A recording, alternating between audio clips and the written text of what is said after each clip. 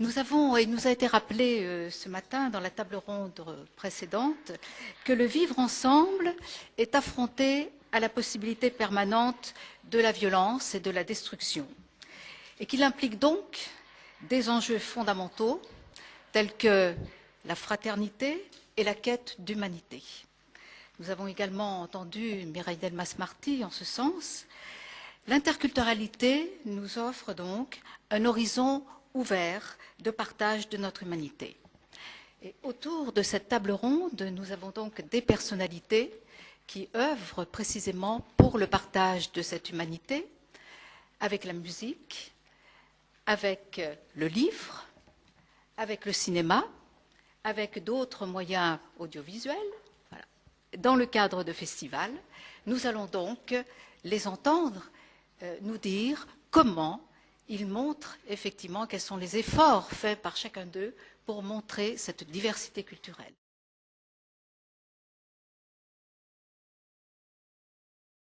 Je crois qu'au départ, cela impose sûrement une position de modestie, parce que les musiciens que je fréquente, que je connais, que j'admire même, qui œuvrent le plus en direction de ce que vous venez de souligner, je pense à des artistes comme Daniel Barenboim ou Jordi Savall, eux-mêmes, quand ils s'expriment, font acte de prudence. Ils ne prétendent pas jouer un rôle direct pour la paix.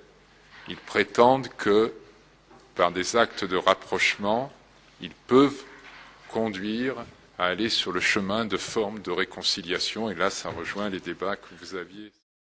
Je vais simplement pointer 3 ou 4 éléments. Je partirai d'une observation d'expérience qu'on peut partager avec quelques personnes. Je vois Georges François Hirsch ici dans la salle qui avons agi et qui agissons sur le champ de la musique. L'une des choses les plus agaçantes en musique est le fait que les politiques culturelles ont renforcé ou ont été le miroir, je ne sais, d'une tendance qui finit par se retourner contre la musique. C'est une tendance à l'hyperspécialisation qui a créé une fragmentation très forte de tout le segment historique. Il n'y a plus de lecture de continuité historique, même dans les formes culturelles occidentales, baroque, classique, contemporain, enfin, etc., etc.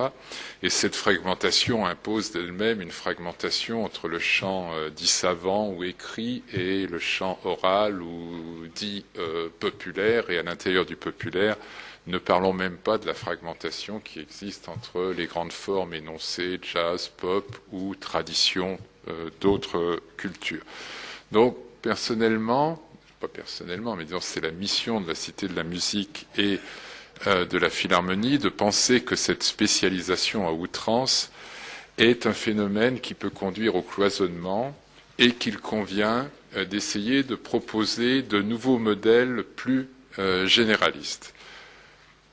La Cité de la musique réunit par exemple 2 salles de concert, mais aussi un musée de la musique ou encore des activités éducatives destinées à tout public. Et quand nous avons rajouté la Philharmonie de Paris, récemment conçue par Jean Nouvel, nous avons veillé à créer une très grande salle de concert de 2400 places, mais d'y rajouter des espaces d'exposition temporaire et beaucoup d'espaces dévolus à des activités éducatives en direction des enfants, des jeunes et de tout public. Donc l'ambition, c'est mon premier point, que nous avons est d'essayer de mettre en relation ce que les usages de la société très souvent opposent. Qu'est-ce que la Philharmonie pour beaucoup de personnes? C'est un lieu de prestige international où les plus grandes formations orchestres solistes viennent. Oui, peut-être, mais ça n'est pas exactement ça. C'est un lieu où le prestige international côtoie toute forme d'action sociale et éducative, et c'est ça qui donne sens aux deux. Et c'est du coup pas un prestige replié sur le passé, mais c'est un prestige qui regarde vers l'avenir, et c'est une action sociale aussi qui prend un sens plus profond que les anciennes, que très souvent, malheureusement, les responsables politiques sont obligés de nous reformuler parce que faute de mieux, faute de vision. nous rapprochons écrit et oral, ou savant et populaire, je préfère écrit et oral de loin, en présentant bien sûr toute une dimension historique qui repose sur le patrimoine occidental et en la confrontant continuellement avec les formes populaires elles-mêmes occidentales, jazz, pop, mais aussi beaucoup de traditions d'autres continents. Et nous présentons aussi une confrontation entre patrimoine et création, là où beaucoup d'institutions, y compris les musées, sont segmentées en périodes historiques. Nous allons du champ historique le plus lointain. Quand on fait une exposition sur l'Inde, on a des objets historiquement très, très anciens présents. Et en musique, on peut aller de la fin du Moyen-Âge, si on est dans le champ classique, jusqu'à la création contemporaine. Et enfin, je l'ai dit, cette action de diffusion côtoie une action de transmission. L'un des exemples les plus forts de cette action de transmission, c'est par exemple les orchestres d'enfants Demos que nous avons créés dans les quartiers politiques de la ville, qui prendraient un peu un héritage de l'action qui a été menée au Venezuela par El Sistema, mais à une toute petite échelle nous concernant, puisque nous avons à ce jour créé 10 orchestres, mais nous avons l'aval de l'État et le soutien d'ailleurs pour accroître ces orchestres et en créer une trentaine dans toutes les régions françaises avec des enfants de 8 à 12 ans. Alors une fois que j'ai dit ça, le premier point était donc la dimension générale. Le deuxième point, de dire que Cité de la musique, Philharmonie essayait de respecter cette règle que j'ai posée. Ensuite, il y a la question du sens. Une fois que j'ai dit ça, c'est vrai que encore faut-il qu'à l'intérieur de cet espace, il y ait une forme d'organisation qui permette de donner une profondeur.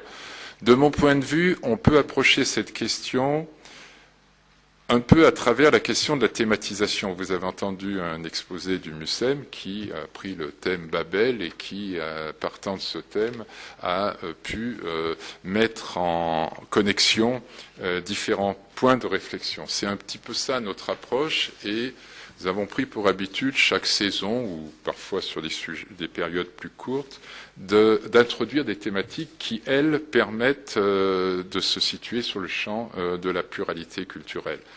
Par exemple, c'est juste terminer en disant que bien sûr ce projet doit s'accompagner d'une démarche très volontariste de diversification du public et donc d'action de médiation. Là, je rejoins un peu le champ de ce que toutes les institutions culturelles essayent et font d'ailleurs de mieux en mieux ou de plus en plus actuellement. Les actions de médiation, c'est ce qui passe par des concerts éducatifs, voire maintenant des concerts participatifs où le public peut être amené à participer à tel ou tel élément d'un concert. Ce sont aussi les actions éducatives dont j'ai parlé à travers les espaces de la Philharmonie, mais également hors les murs. Des actions qu'on peut mener auprès de publics qui se trouvent pour les uns dans des situations qui ne sont pas comparables, mais pour les uns dans des quartiers en difficulté, d'autres parfois même dans des hôpitaux, et voire même pour certains des actions que nous menons directement dans des prisons. Il y a la problématique très importante quand on veut parler de pluralité dans des grands lieux comme nous, de modifier complètement les usages des politiques tarifaires. S'agissant du concert, on n'est pas dans les mêmes dimensions que les bibliothèques ou les musées. On sait que ça peut s'envoler très très vite et que bien entendu, on peut être amené à avoir une programmation d'apparente diversité, mais d'un tel luxe que cette diversité ne s'adresserait qu'à un public déjà concerné, je dirais, qui n'est pas le public que peut-être a, sinon le plus besoin, mais disons, n'est pas le public que nous cherchons à viser de manière exclusive. Et donc c'est aussi dans ces actions de médiation que je situe tout le travail que nous conduisons en termes d'action éducative, artistique et culturelle auprès des scolaires et, pour reboucler la boucle, auprès des orchestres d'enfants qui s'appellent Demos et que j'ai signalé.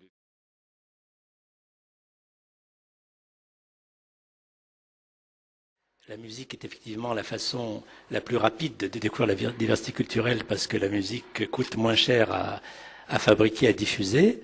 Mais pour mieux expliquer ce que disait Pascal, le cinéma, il a quand même, l'audiovisuel en général, ce que ma voisine ne démentirait pas, ça vous permet littéralement de vous asseoir à la table d'une famille burkinabé ou malienne et le temps d'un film de partager avec eux leurs espoirs, leurs peines, leurs tristesses et de découvrir en même temps leurs spécificités, donc leurs différences culturelles, mais aussi de découvrir ce qui, en tant qu'être humain, nous rapproche, puisque nous vivons aussi ces joies, ces peines et ces espoirs. Et ça, c'est grâce au fait que, tout à l'heure, Mireille Marty-Delmas disait que ça passait par la perception. Et là, ça ne passe pas que par l'oreille. Vous savez, Edgar Morin a beaucoup écrit sur le fait que le spectacle cinématographique a un effet de projection et d'identification très fort, qui fait que on a non pas seulement de la tolérance, mais même de l'empathie avec les gens qu'on voit.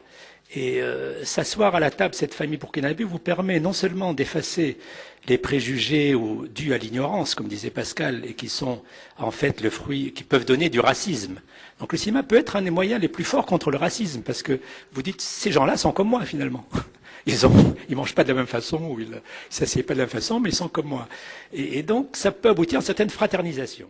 Nous avons, comme vous le savez, une monoculture cinématographique qui s'impose sur tous les écrans de la planète. Majoritairement, c'est le modèle culturel hollywoodien. C'est-à-dire que Hollywood, par la puissance de son argent, impose un modèle culturel. Je ne dis pas que c'est le plus mauvais du monde, mais il impose ce modèle culturel, y compris l'anglicisation progressive qui se passe en Europe ou en France, vient aussi de ça, du modèle hollywoodien. Et Hollywood est devenu maintenant le poste numéro 1 d'exportation aux États-Unis. C'est-à-dire qu'il a même dépassé Boeing et l'aéronautique.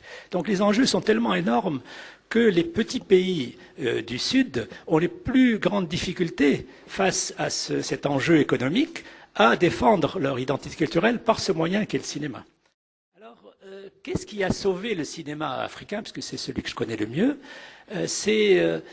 si vous voulez, la coopération cinématographique portée par un pays où nous sommes, qui est la France. Je ne sais pas si c'est parce que la France est l'héritière de la révolution de 1789, mais elle a continué sur le plan culturel, contrairement à l'Angleterre. Si on voyait la différence entre les pays africains colonisés par l'Angleterre et ceux de la France, par la France, l'idée que les cultures sont libres et égales en droit et qu'elles sont libres de disposer d'elles-mêmes. Et au nom de cela, je vous donne un exemple pour aller plus vite, parce que je n'ai que 8 minutes. Si vous prenez le film Timbuktu de Abderrahmane Sissako, qui était là ce matin, Timbuktu, pour tout le monde, c'est le triomphe d'un film venu d'Afrique et qui a gagné quand même 1 200 000 spectateurs en France et qui a aussi remporté le plus grand nombre de Césars cette année, dont celui de meilleur film, meilleur réalisateur.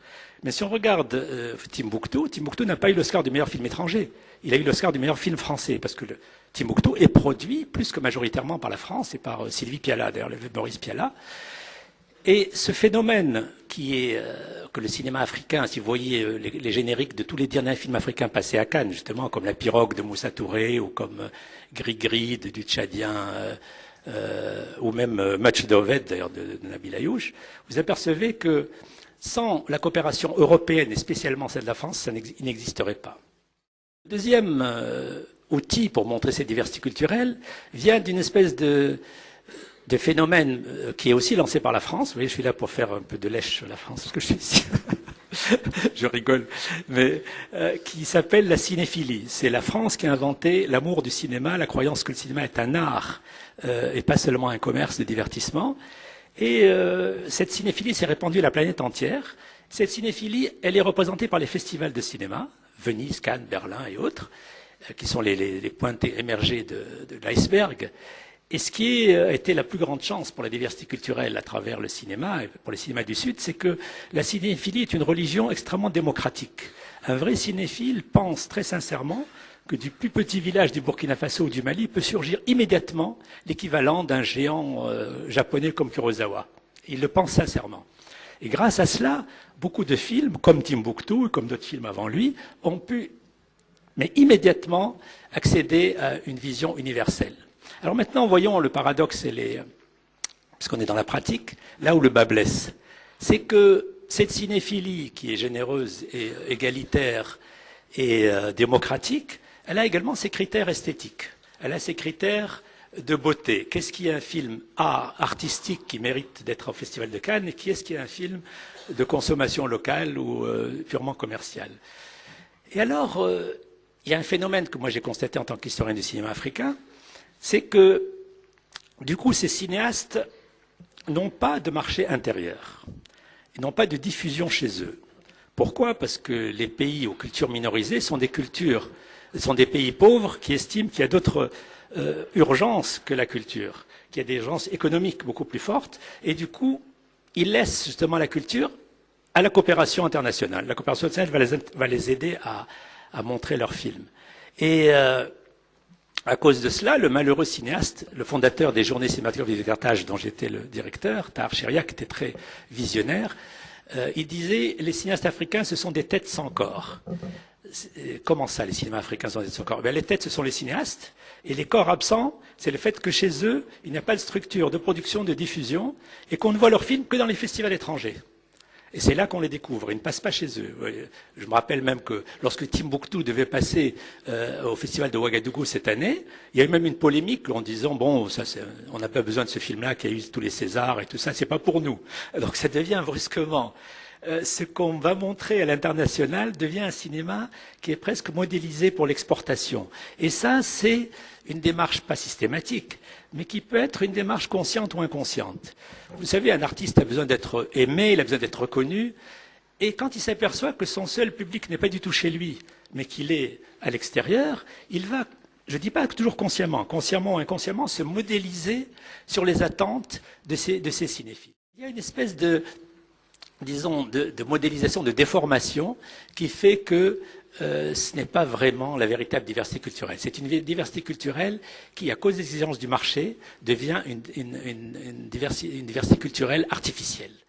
La France a le système de soutien à la production cinématographique le plus développé du monde. Pourquoi? Parce que ce ne sont pas les caisses de l'État qui financent le cinéma, c'est le marché audiovisuel global. La France fait contribuer à la production cinématographique, elle prend des recettes des salles, elle prend des chiffres d'affaires des télévisions, elle prend des chiffres d'affaires d'Internet, et avec cela, l'audiovisuel finance l'audiovisuel, sans qu'on touche aux caisses de l'État.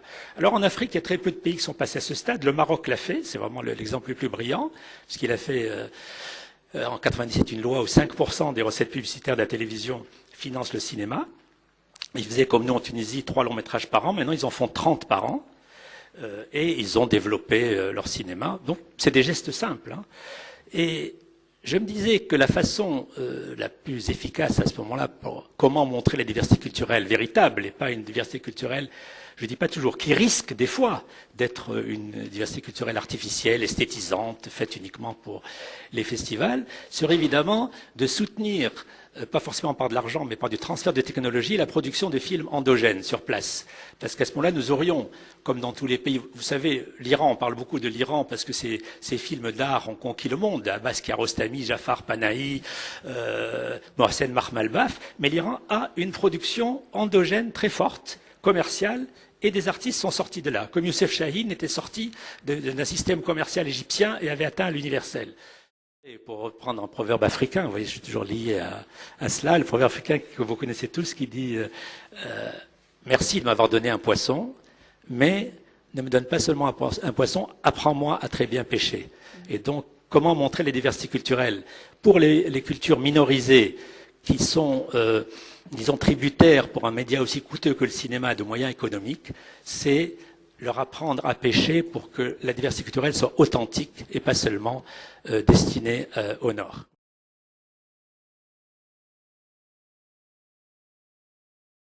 Merci beaucoup de m'avoir invité pour cette conférence, Monsieur Fajol, et surtout à travers moi de permettre aux bibliothèques d'exister. Durant cette journée, je voudrais en effet rappeler quelques éléments qui les caractérisent et les placent, je crois, au cœur du sujet. Il s'agit en effet d'équipements non marchands spécifiques dans la cité, à la fois ressources et refuges. On peut y entrer sans contrainte, sans papier, quel que soit son âge, sa nationalité, son niveau d'instruction, son statut. C'est le premier maillage culturel en France, en zone urbaine et rurale, dans le quartier, le village. C'est donc un fort vecteur d'éducation, d'émancipation, de partage et d'échange. qui permet donc une véritable proximité. Il s'agit d'équipements qui sont des outils de la culture quotidienne, de la culture durable, et qui permettent une mixité culturelle, mais aussi sociale, générationnelle et entre hommes et femmes. De nombreuses propositions de bibliothèques témoignent de la prise en compte d'une diversité de publics, d'une pluralité d'expressions culturelles, de multiplicité linguistique, et recherchent des stratégies pour aller au-devant des publics véritablement pluriels en sachant sortir des murs de la bibliothèque, comme ça s'est développé depuis les années 80-90. Il s'agit bien, pour les bibliothèques, de participer du vivre ensemble. Elles s'attachent dans la durée à être force de proposition documentaire et culturelle, au moins en partie, mais en grande partie, hors mainstream, pourrait-on dire, hors tam-tam médiatique, mettant en avant une large diversité d'œuvres littéraires, mais aussi musicales, cinématographiques, numériques, pour enfants et adultes. Des efforts, encore insuffisants, sont faits notamment pour proposer des livres ou revues en langue étrangère prenant en compte la réalité de la composition de la population de la ville, du quartier. Je pourrais citer l'association des bibliothécaires de Seine-Saint-Denis qui a mis en place depuis plusieurs années un groupe de travail pour constituer dans 39 bibliothèques du département des fonds pertinents et proposer des outils pour guider les publics non francophones. C'est un enjeu dans un département qui compte plus de 19% de population étrangère. Dans cette optique, les fonds de français et langue étrangère s'articulent nécessairement avec des fonds en langue étrangère autour d'une réflexion plus globale sur la mission sociale des bibliothèques. À Montreuil, ainsi, les bibliothèques proposent un service « Je ne parle pas français » avec des livres pour enfants et adultes en allemand, anglais, arabe, chinois, espagnol, italien, portugais, tamoul, turc, vietnamien, etc. Des méthodes d'apprentissage des langues et du français, des revues en langue étrangère, ainsi que l'accès à des sites d'auto-formation et à la presse étrangère en ligne. Au-delà de la bibliothèque publique d'information du Centre Georges Pompidou, qui met à disposition 1500 méthodes d'apprentissage à plus de 250 langues ou dialectes, de nombreuses bibliothèques ont ainsi développé de tels fonds, comme dans le 13e arrondissement, la bibliothèque Jean-Pierre Melville, qui offre un fonds de plus de 5000 titres de romans et documentaires en chinois et vietnamien pour adultes et enfants. Je voudrais signaler deux volets d'action. Le premier concerne l'oralité, la parole, échangée, lue, racontée. On sait depuis bien longtemps, en bibliothèque de toute dimension, l'importance des contes qui ouvrent les chemins de culture régionale, locale, étrangère, proche ou lointaine, autour de structures d'histoire partagées dans tous les pays. Le deuxième volet que je voudrais aborder va peut-être vous surprendre, c'est celui du jeu. Ce n'est pas tout à fait nouveau en bibliothèque. On joue depuis longtemps en bibliothèque, surtout les enfants. Mais là, il y a quelque chose qui se passe en bibliothèque territoriale et même en bibliothèque universitaire. Et il s'agit de quelque chose qui apparaît en développement. Des jeux de plateau, des jeux symboliques, des jeux d'adresse, des jeux vidéo dans toute leur diversité, des jeux ancrés dans des cultures du monde ou des cultures locales, riches vecteurs culturels, ponts vers d'autres médias et modes d'expression, comme le cinéma, la musique, etc. Il y a là prise en compte de pratiques culturelles répandues, intergénérationnelles, afin de toucher des publics élargis et pluriels. En conclusion, et j'espère être resté dans les fameuses 8 minutes, qu'il s'agisse du jeu ou des pratiques ludiques, des chemins divers de l'oralité, de l'offre documentaire et des outils pour une meilleure accessibilité de l'ensemble des publics aux bibliothèques, il faut, comme l'ont fait certains intervenants ce matin, souligner l'importance des partenariats.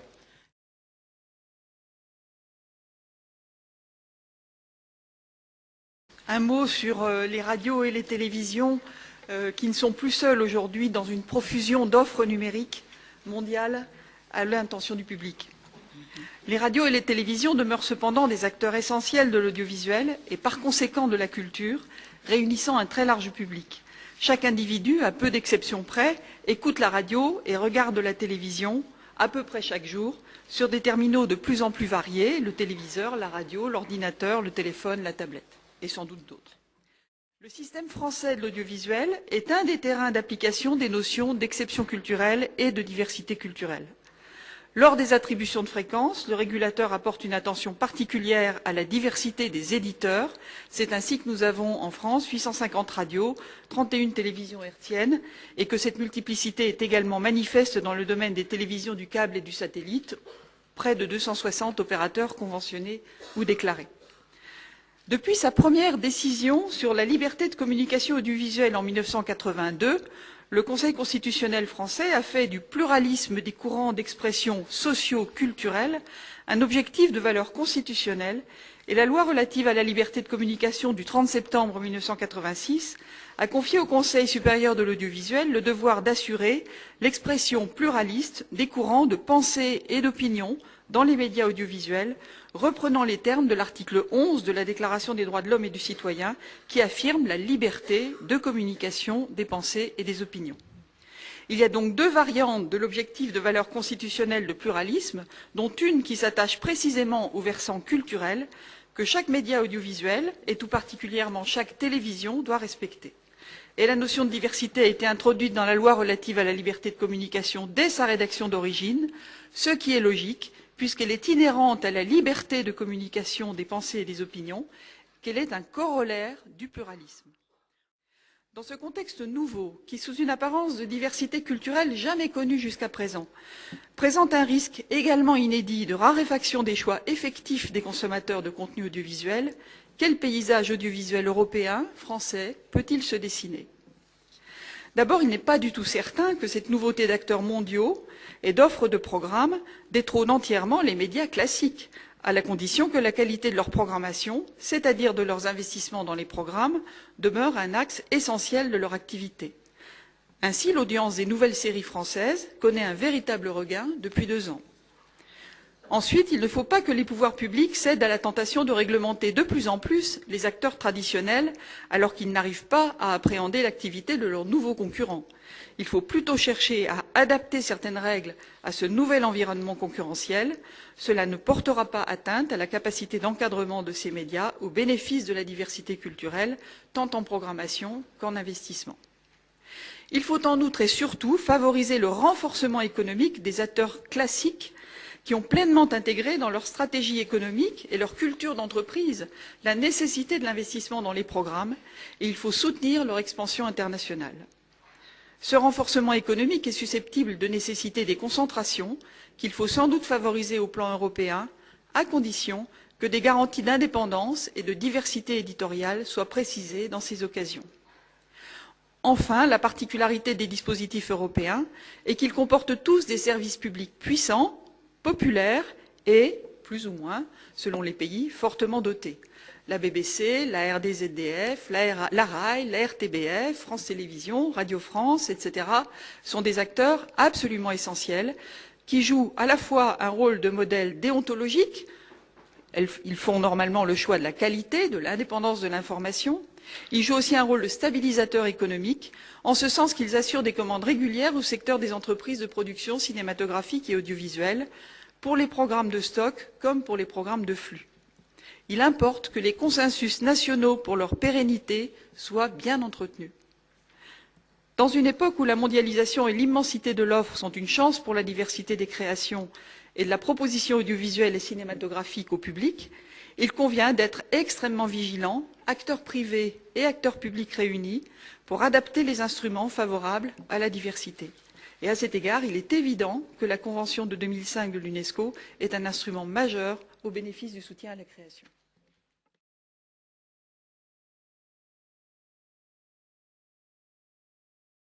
I know we are short of time, and that's why I wanted to give you only some examples why I think big open-air festivals are one of the, I would say, most important surfaces nowadays to present art, to present culture. And here I'm not talking only about music, because also France has amazing festivals, but these festivals are also a surface for literature. We are a surface for contemporary film. We are a surface for Cirque Nouvelle, for New Circus. We are a surface for street theater. We are a surface for urban art and installations. But of course, it always depends who is behind a festival. I'm a person like that. I love to show multiplied arts and multicultural art forms on those festivals that I have the luck and the honor to work for.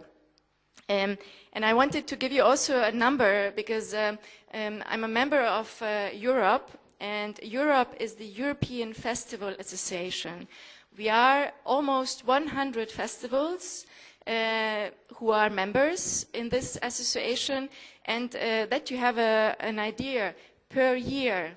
I'm more talking about summer festivals. So our festivals are mainly in the summer season between May and mid of September. But we have the reach to almost 100 million guests. Can you imagine this number?